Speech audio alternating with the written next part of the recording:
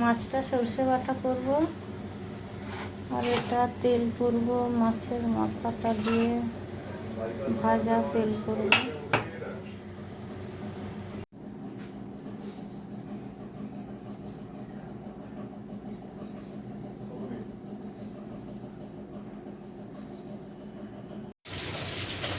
মাছটা এক পিঠ করে ভেজে নিয়েছি।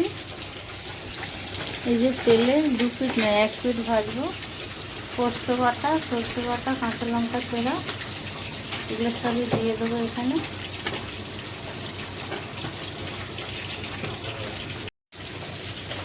মাছটা এক পিঠ করে ভেজে নিয়েছি। এই যে তেলে 2 পিঠ নয় 1 পিঠ ভাজবো। পোস্ত বাটা, সরষে বাটা, কাঁচা লঙ্কা চেরা এগুলো সবই দিয়ে দেবো এখানে।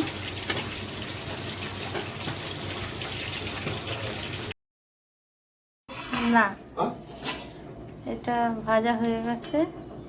এই যে তেলটা আছে, এই তেলটা আমি এর মধ্যে দেবো।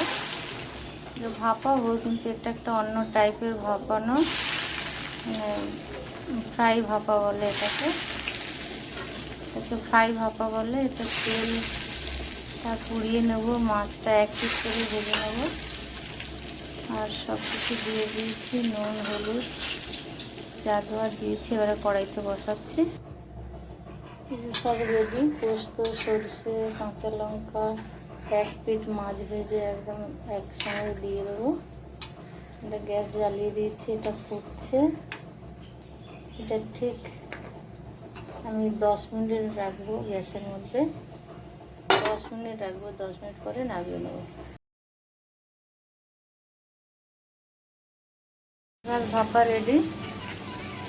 আর এটা মাছের তেল